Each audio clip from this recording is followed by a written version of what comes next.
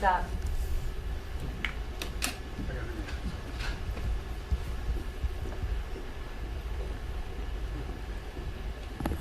Afternoon, everyone. Donald Trump had the unmitigated gall yesterday to rate the economy an A+, 5 times over.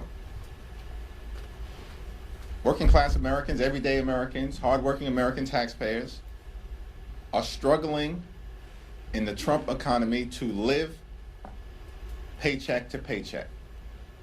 Can't thrive, can barely survive. Cost of living is completely and totally out of control. Donald Trump and Republicans have done nothing to lower the high cost of living. Costs haven't gone down, costs are going up. Housing costs, out of control. Electricity costs, out of control. Childcare costs, out of control. Grocery costs, out of control. And healthcare costs, out of control. And about to get worse, because Donald Trump and Republicans refuse to do anything to extend the Affordable Care Act tax credits. The Trump Republican economy is not an A+. Everyday Americans are not confused about that. And if there's any debate as to the success or failure of this economy related to how it may be graded, the only question is whether the American people would give it a D for disaster or an F for failure. That's it. Nothing else. Now, House Democrats are going to continue to focus on driving down the high cost of living, fixing our broken healthcare system, and actually making life better for the American people. And we can start by extending the Affordable Care Act tax credits. Time has run out. Democrats have been pressing our Republican colleagues for months to deal with the healthcare crisis that they have created. And in a matter of just a few weeks, tens of millions of Americans who live in every single state across this country are about to experience dramatically increased healthcare costs. In some instances, premiums are going to increase by $1,000 or $2,000 per month. How is that acceptable in the United States of America, the wealthiest country in the history of the world? That because of congressional inaction, people are going to go bankrupt medically or will be unable to see a doctor when they need one, when their families need one, or when their children need one.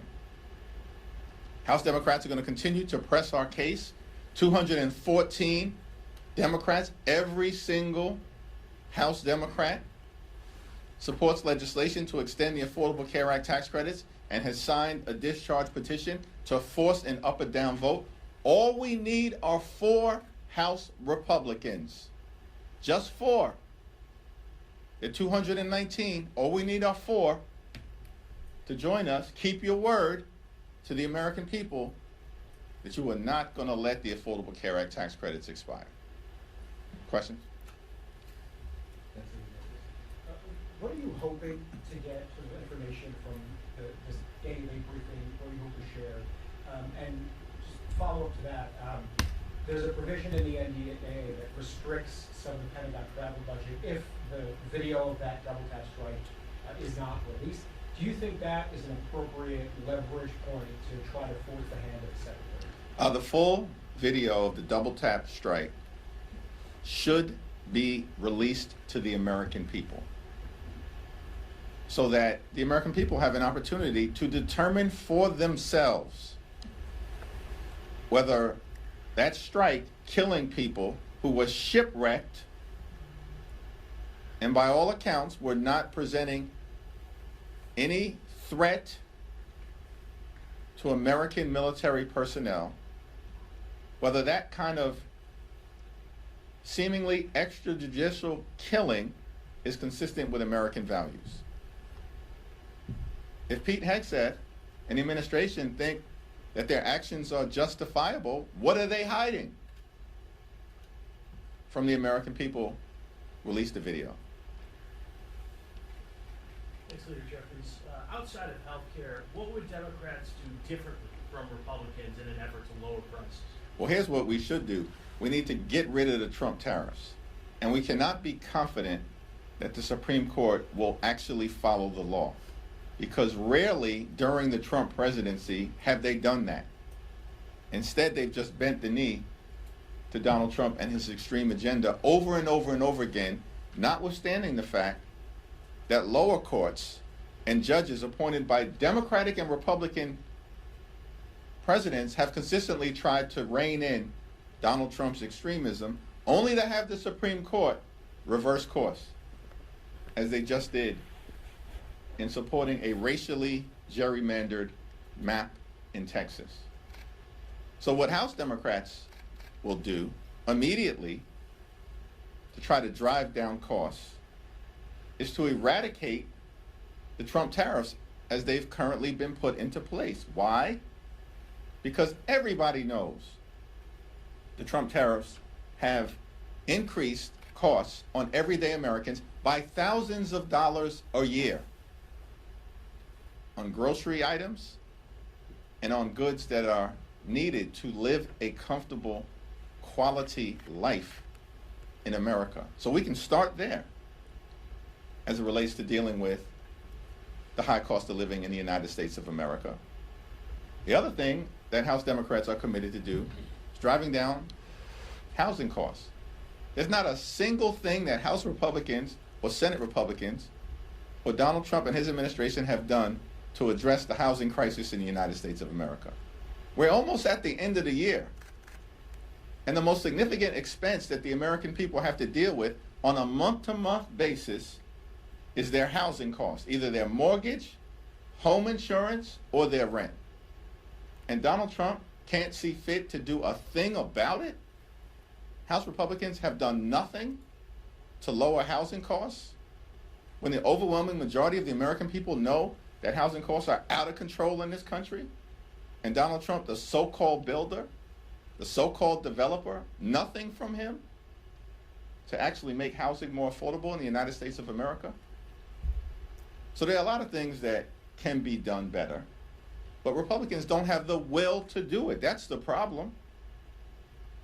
They just don't have the will to do it because they'd rather reward their billionaire donors with massive tax breaks, just like what they did in the One Big Ugly Bill. Leader Jeffries. Right? I want to ask about the AI commission that you announced this morning.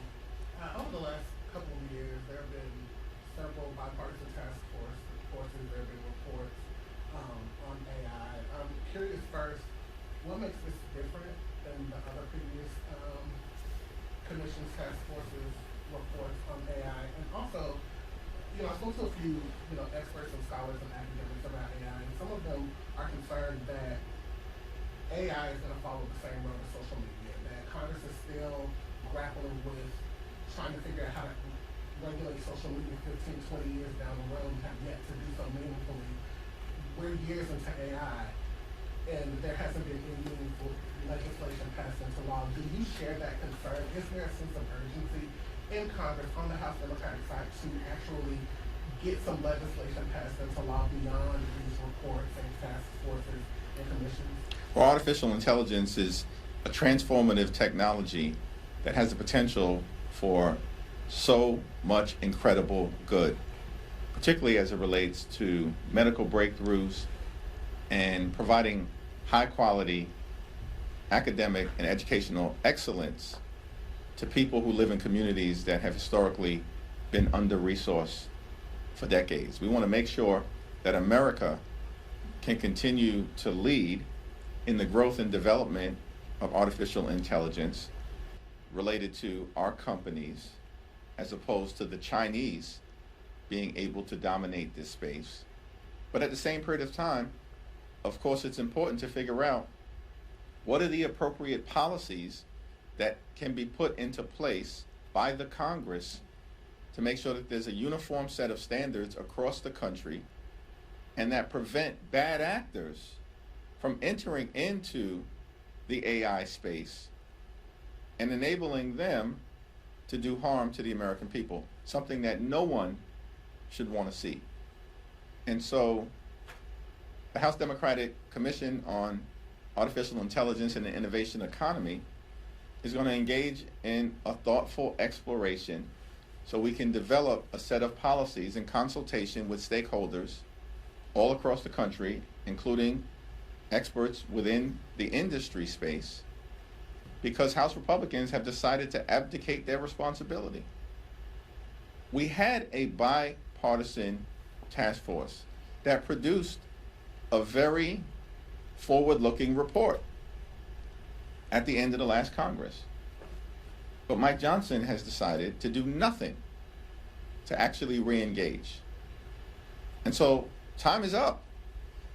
The year has ended. There's no interest from the other side of the aisle in actually doing something meaningful in this space, engaging meaningfully with experts and academics and stakeholders all across the country so we can do something thoughtful. And that's why we've decided to launch this commission, led, of course, by Ted Lieu, Josh Gottheimer, Valerie Foushee, and of course, as ex officio members, Zoe Lofgren and Frank Pallone. Mr. Leader. Thanks. You. One of the most outspoken members of your caucus. But with that voice, I hope you have a very thoughtful question. Yes, very thoughtful. One of the most outspoken members of your caucus, Jasmine Crockett, announced to run for Senate on Monday. I'm curious what you make of that. I haven't talked to Jasmine this week when she made the final decision to move forward, but she's an incredibly talented individual, a hard worker, and a fighter. She's going to be a very formidable candidate. Thanks. Second round. Another question on AI, actually. President Trump has indicated that this week he's going to sign an executive order to sort of restrict states' abilities to regulate AI. Republicans in Congress tried to do a version of this over the summer with the reconciliation bill. The NDAA recently was talked about. I'm curious, just broadly, what you think of that idea. Do you think it's appropriate to try to preempt state-level AI laws in the absence of a more comprehensive federal framework? Well, the Donald Trump my way or the highway approach on all the things, including artificial intelligence, is not in the best interest of the American people, and it's not even clear that he's got the lawful authority to do it. And of course, that's been the case over and over and over again. But Republicans bend the knee to Donald Trump. They just function in a cult-like fashion. And so as a result, what we've seen is Congress, in so many different areas, has advocated its responsibility to actually serve as a separate and co-equal branch of government. And instead what Republicans do is that they just function as a reckless rubber stamp for Donald Trump's extreme agenda over and over and over again. And so in this particular area, artificial intelligence, with its transformative potential to really bring a lot of societal good to the American people, while at the same period of time, Congress having a responsibility to make sure that we can prevent bad actors from harming everyday Americans, we need Congress in the game. And on the House Republican side, they refuse to do anything thoughtful, common sense, or bipartisan. And that really is the reason why we've launched this House Democratic Commission. Thanks. Thanks, Leader Jones. On ACA subsidies, we know you want a 3-year clean extension, but there is another plan out there introduced this morning. Brian Fitzpatrick, Derek Golden, others, bipartisan. It's a 2-year with some eligibility limits. Is that something that you could support? And secondly, Mr. Fitzpatrick says he's got a discharge petition he's ready to unveil on that bill. Would you sign that discharge petition if yours remains at 212? There's one discharge petition that I'm committed to at the moment, and that's the 3-year extension of the Affordable Care Act tax credits, which currently has 214 members of Congress on it. So all we need are 4 Republicans to join us. I haven't had an opportunity to review the legislation being put forth by Representative Fitzpatrick and Representative Golden. Of course, I'll take a look at it to see if there's anything meaningful there as it relates to a path to getting something done. But many of my Republican colleagues talk a lot, but they don't produce anything. And we saw this consistently during the one big ugly bill debate. These very same Republicans, in many instances, were the ones who were saying under no circumstances were they going to cut Medicaid. And then almost every single one of them, with the exception of Representative Fitzpatrick and Representative Massey, every single one of them, other than those two, voted to enact the largest cut to Medicaid in American history. And in the same bill, they ripped $186 billion away from SNAP. These people literally stole food from the mouths of hungry children, seniors, and veterans, and all of this was done so they can enact massive tax breaks for their billionaire donors. And then they made those permanent. And now here we are, clock is ticking, in December, Affordable Care Act tax credits expire on the 31st at the end of the month. And bills are still being introduced now? Listen, the most meaningful path forward, clearly, is for just a handful of Republicans to join us in the House, and for just a handful of Senate Republicans to vote in the next day or so on the bill that will be on the Senate floor that will extend the Affordable Care Act tax credit, so that tens of millions of people, including in dozens of Republican-controlled states, don't have their health care snatched away from them because it becomes unaffordable. Thank you, Mr. Leader. Two quick questions. One, as Democrats look to retake the majority in both chambers, are you planning to make an endorsement in the Texas Senate race?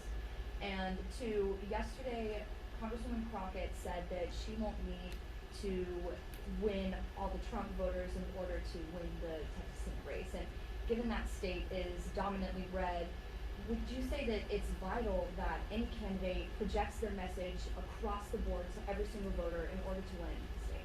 Well, I think I'm obviously focused on the House, not the Senate, and we're only 3 seats short of taking back the majority, and we are going to take the majority back in the next Congress. The Republicans have been a disaster. They're totally on the run. They failed the American people. The cost of living is out of control. Democrats are the only group of people in this town and across the country actually interested in dealing with the affordability crisis. That's where our focus will continue to be. Donald Trump and Republicans don't even think that there is an affordability crisis. I mean, Donald Trump had the nerve to call it a hoax and a scam. Think about that. This guy just regularly lies to the American people. The same person who ran on affordability last year when he was trying to convince the American people to vote for him, and even said along with Republicans that they were going to lower the cost of living on day one, now says there is no affordability crisis. To me, that's what the American people are concerned about. Which party is actually committed to making their life better? That would be us, Democrats, as demonstrated last month in the off-year elections all across the country, which is why Democrats decisively won up and down the ballot. In terms of what's happening in Texas in the Senate race, before anyone gets to the general election, obviously there's going to be a competitive primary, and so we'll see what happens during the first Tuesday in March. Do you think any endorsement from you might add fuel to that fire and help get a win? We're still in the process of working through the House battlefield, so I've got no visibility into what we might do at any point into the future relative to the Senate. At the moment, we'll leave that to Chuck Schumer and the crew over there. You got it. You. Yeah. We'll go you, and then we'll go to you. How's that work?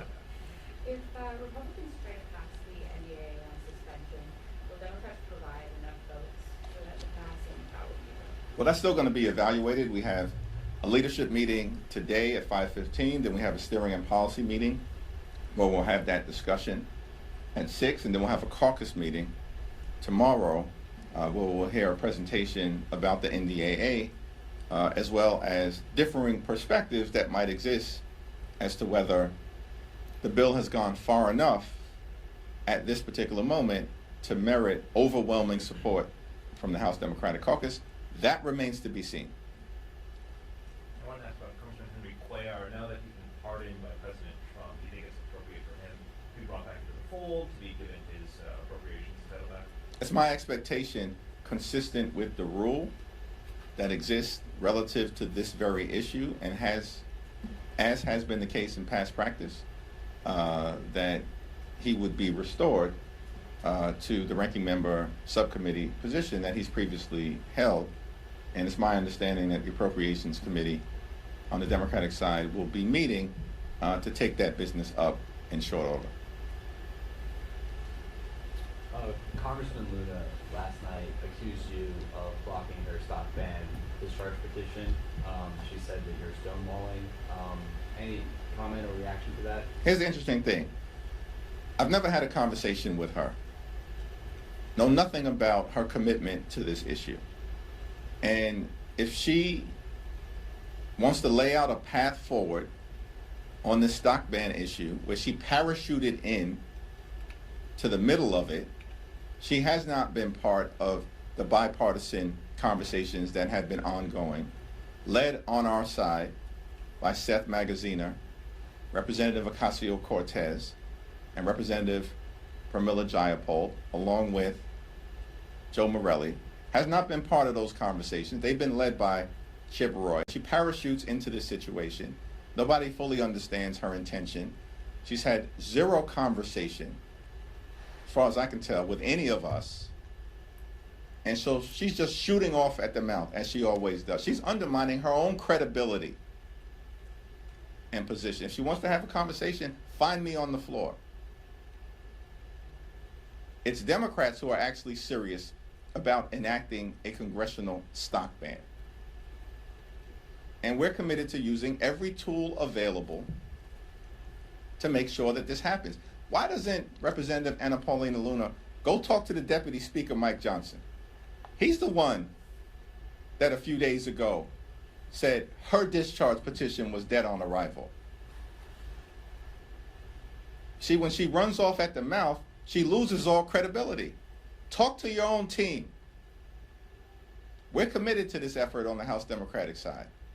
And as a matter of fact, if she's interested in dealing with corruption, do something about the active ongoing crime scene coming out of 1600 Pennsylvania Avenue. The most corrupt administration in American history, and it's not even close. And we don't hear a peep from her or any of her colleagues about even extending the stock ban to the executive branch, to Donald Trump, to J.D. Vance, or perhaps even to the Supreme Court. So we're committed to this issue as Democrats. We want to make it happen. The only open question about whether we're going to move forward and deal with this aspect of cleaning up corruption in this town, a congressional stock ban, is whether Republicans have the will to partner with us in a bipartisan way. Thank you, everyone.